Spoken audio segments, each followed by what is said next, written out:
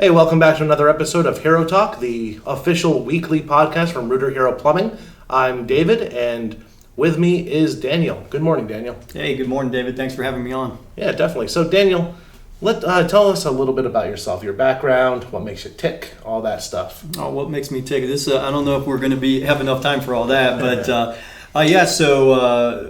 my background is primarily in heating and air. Spent about 16 years doing that. Just moved from North Carolina here to sunny, kind of sunny LA, and joining the Rooter Hero team back in mid-October. Most of it was spent in heating and air, but it's a home services business, right? So it's all the same, right? The widgets might be a little bit different, but the service and the type of experience you try to provide your customers is the same. I started in the call center, which you manage, so you know how that goes, right? Spent some time in the call center. I've been a dispatcher. I've been very fortunate to have some really great mentors in my path that allowed me to grow in the career, and so I've been an assistant to the general manager. I've managed the maintenance team. I've managed the installation team for a number of years. I've done service manager position, installation manager position. I've done the sales thing. I've sold, and I've been the sales manager as well too. And now I get to be the GM for a great plumbing company here out of the Ventura, LA North office. That's awesome. Yeah, it's a lot of experience. Yeah, I've seen it all. Yeah. Like the fact that you can just rattle it off too, that's cool. So I've seen some people who had maybe not so much experience, but they get stuck at like the third one, and then they struggle to remember, which makes me question things. But today we're going to be talking about how to influence up and down the chain of command. So you come in. You just starting maybe, or you kind of want to make a difference in the company. Daniel, since you're pretty new, first of all, I'm going to go a little out of order here. Okay. So what are the benefits of being able to influence up and down the chain of command? The first thing is teamwork. Right? I mean, that's the biggest benefit you get out of being able to influence people up and down, because look, at the end of the day, right, we're all individuals, but we can be, I've seen it a lot in movies and stuff. They talk about the stats. The stats are always great, right? But they're really great when the team is involved in it, and being able to influence people, that work for you, or maybe even in a different department. And also being able to influence folks above you, it just helps the team, it helps the customer, and it helps also the vibe that you get in the teamwork, because especially trying to do it on your own, it's really hard. Yeah. It's really, really hard. Yeah. So it benefits everyone from the very bottom to the very top, from the CSR or janitor or technician, channel, COO, CEO. All that stuff, and helps solidify the culture is what I'm hearing. Yeah, okay. It does. And the byproduct is that gets taken out into the field with our in-home services, right? And the customers, they feel it. And that, I've worked for another company before, and they were really big about it, and you could just see the customers would review about it, and they would just talk about all the little different things that we talk about when it comes to culture. Yeah, no, definitely. And my other podcast, I talk a lot about the equation EX equals CX squared. Yep. Right? How you treat the employees affects how the customers are treated, doubly so. Yep. So, no, that's awesome. So as someone who is just starting out in a company, what's the best way to begin influencing up and down that chain of command? Well, I think the biggest thing, especially for me, what I've found that works for me personally is talking to everybody. I come to this office a lot, at least once a week. And just making sure I'm talking to the call center, right? Because the call center are taking your calls, and you know them, but you know them by email. You don't know them by face, right? I have the home field advantage of being so close to this office where maybe our other divisions don't. But being able to talk to the people in accounting, the people in the call center, and anytime that we get into those monthly meetings, my colleagues that, the other GMs and John B, and our operations manager, and John A, the owner, he's approachable. That's the great thing too, is that everyone's approachable. Yeah. And that makes it easier, right? No one is secluded into their own small little world, because Rooter Hero has a really good culture. But that's how what works for me is meeting everyone, talking to them, trying to be friendly, find out about them, tell them a little bit about myself. And then the biggest thing is also when I say I'm going to do something, I do it, right? Because that builds a little bit of trust. And ultimately, that's what you're trying to do is build trust because they don't know me from anybody else, right? They could have, just like our customers have bad experience with home service providers, well, teammates have bad experiences with other teammates, right? And so, especially being new, I got to know everybody and I got to be friendly and make those relationships, right? It's work every single time. Mm-hmm. Awesome. All right. So now let's say on the flip side of that, let's say you're someone who's been with the company a long time, but you've never spoken up, or let's say you're incredibly introverted, right? Like you'd rather take chats than phone calls or something like that, right? Or text instead of call, stuff like that. How would you begin influencing after you've been here for a while, but you've never said anything, but you see a problem that you need to address, but you're not getting much buy-in, right? That's the scenario. Yeah, well, that's a tough one. Thanks for throwing me a curveball. Yep. Well, I'll tell you, it's funny that you asked that because I just shared with you that I'm actually an introvert, right? Mm-hmm. And it takes a lot of work. It's been a lot of years trying to put myself out there. We talk about, and I'm sure anybody who's seen this has probably heard this about, I'm right here, and then there's this circle, right? And outside of that circle is kind of where you're not the most comfortable, right? And I know what those areas are that are sitting on that edge, and I try to push myself all the time so that I can gradually grow that circle so that I get more confident and more comfortable with certain scenarios. Now, I'll never be great with it, I think, but I can always get better with it. Right. And especially in that scenario where you've got to just practice it. You got to, first of all, you got to be aware of it, right? Mm-hmm. Then you got to practice it, and you got to do it consistently. What I do like is that once you've been here for a while, it's easier for you to navigate waters, but it's also easier for you to help others navigate waters, right? I talk about a lot with my team about I didn't get where I'm at by myself, right? Mm-hmm. I had people that helped me along the way, but at the same time, you're also trying to help the people at your level get up, and also people who are maybe new to the industry or new to the company. You're trying to help them get to your level, right. And it just takes a lot of work. It's really hard to say it other than it just takes a lot of work, and being aware of it is the biggest thing. Right. Yep. No, definitely. What about you? Yeah, I was here for a while before I started saying anything. And I saw some issues, and at first I was trying to be behind the scenes, because a long time ago my philosophy was, well, if you go to the very top, with performance or whatever, they're going to notice you. If you're really bad, they're going to notice you. But if you stay in the middle, it's just going to have smooth sailing. Yeah, a little cloak and dagger. Yeah. And then I got bored of that.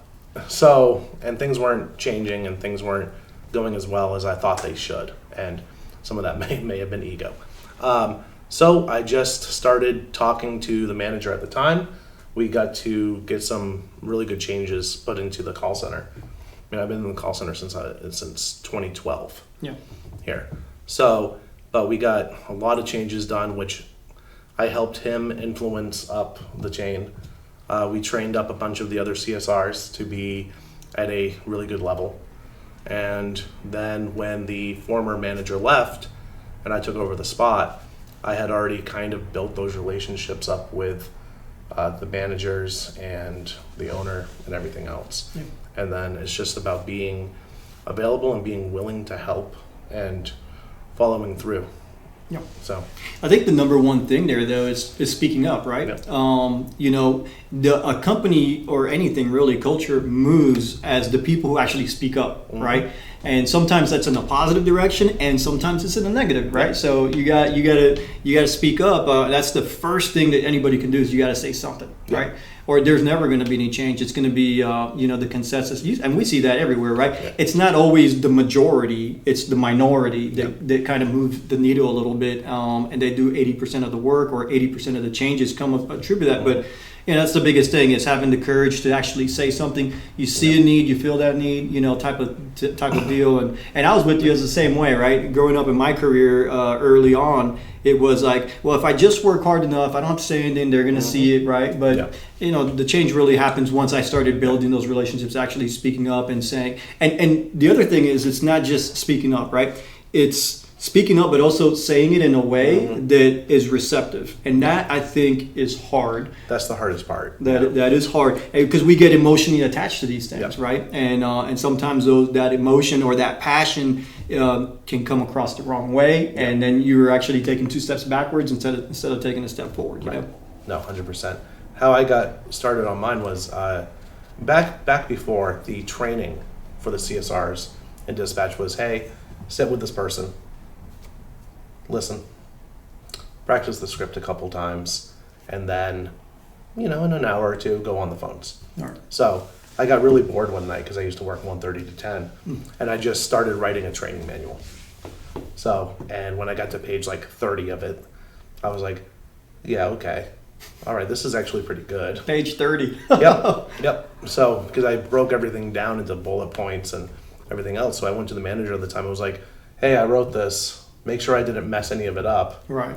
And then going forward, I would like to train the new hires with this. Yeah.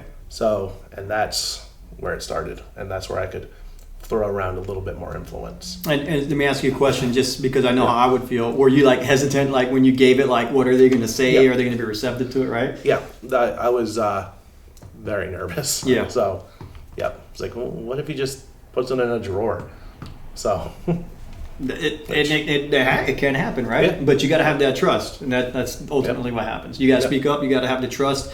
And look, you're not going to always get your way, and they're not going to always move in your direction, but at least you have a say, right? Yep. And I think that's the greatest thing about any culture, is that you don't get disregarded. They at least listen to your opinion. Hey, there are things that people say out of experience that I may not have, right, and that I don't see it that same way, right? And sometimes that's a good thing. Because we get stuck in that same old, well, that's just the way we've always done it, right? I mean, I don't like that. That does not live in our house. No, the worst thing that you could ever say. Well, it's always been this way. Cool. Don't challenge that. It's one of my pet peeves. Yeah. That and when people say that's not my job. So. Exactly. But, yeah, definitely. So, now, what are some obstacles that, one, are in the way of being able to influence, other than being introverted and shy, right? And then how do you overcome what those obstacles might be? Look, I think we have to be realistic, right? That while we can paint this beautiful, where everyone's going to be receptive to ideas, right? Hey, reality is that you're not going to always have people on the team that are receptive to those ideas. Right. Sometimes people are the obstacles, and but you've got to know how to communicate and build. Again, how you overcome that obstacle we talked earlier is you got to build that trust in that relationship, and you got to see that, hey, this is a win for the team. It's not about me. It's not about you, right? It's about everybody. 100%. And ultimately, that's what I think is like the major thing. But you got to have trust, and you got to build that trust. You got to be trusting for somebody to trust you. And I would say that normally that's going to get you the path, right? Sometimes it doesn't. Right. But if you try your best, you speak up, you do the things that are necessary to build that trust. You do what you say you're going to do. And if for some reason you still don't get that way, or maybe that teammate is not being hey, look, time tells that things will always happen to move in a positive direction. And even though maybe that person's not receptive to it, somebody else may be. Now, we still got to go up the chain of command on certain things or whatever it is. But, ultimately, I just think it's like there's always going to be obstacles. It's never going to go smoothly. I mean, right? It never goes smoothly. No. And then also, we're talking about all this stuff, and some people might take it, this is the way to get a promotion, right? That should not be the end goal. It might be a good byproduct, right? But it should be about making the place better, right? Oh, yeah. For everybody. So, and doing the right thing. So, that's my take on it. You have to have self-awareness, but you also have to have humility. Oh, yeah. So, Yeah. Well, we talk about it, right? Hungry, humble, smart, Yep. and humility is the biggest one. You can be weak in some areas. Humility is kind of like the no-go. You gotta be humble, right? Yeah, it's the make or break. Yeah. And as the most humble person in this building, that's not true. So, Who are they off camera? Where are they at? you know. So, all right. So, any last thoughts or anything you want to say about this topic? No, I mean, I think it's a great conversation. Anybody who's hearing this and seeing it for maybe the first time, it's like, if you see this, and you've been that introvert, hey, that's me. That's who I naturally am. Just work on it. You're not going to be perfect at it. It's not going to come out smooth like somebody else who's maybe been doing it or talking about it for a long time, or somebody who's got the natural talent, right? But you just gotta speak up, right? If you want change, you gotta. I forget where that comes from, but if you want change, you got to be the change. Yeah. You know what I mean? It came from somewhere. I didn't create that, so. No, I can't. Off the top of my head, I have no idea. I don't remember who said that first. Yeah. But a good practice spot for that, honestly, is cashiers and when you're in an Uber. Yeah. Right? Just practice talking to people. Yep. So. Yeah. One of my mentors, he was a sales manager, and this is a person that's just got the talent for it. But I tell you what, he never met a stranger. He talked to everybody. He talked to the person in front of him, the person behind him. He talked to the cashier, and I, honestly, that's where I've learned to do that as well too. So that's actually a really good example, David, that you brought up. Is that it's practice. At the end of the day, it's practice, and you got to just be willing to try to do it and work on it, and that's how they got me. My mentor's name was David too, by the way. So just so you know, it's a lot of minds think alike, right? Good minds, yeah, it's just practice. Yeah. No, that's how I had to do it because I am very introverted. Like, there'll be times when I'm in a meeting and I don't say anything. Yeah. I I just don't feel like it. Or it used to be when I was getting my hair cut and they'd ask me questions and stuff, I'd be like, yep, cool. And then just stare awkwardly at myself in the mirror. Yeah. So, yep, but you get better at it. So, and then you can start filming yourself. Yeah. And that's good practice too. Yeah. So, all right, Daniel, thank you very much for sitting down on HeroTalk. Yeah. And yeah, we'll see you guys next week. Yeah. Excited to be here. Thank you, David.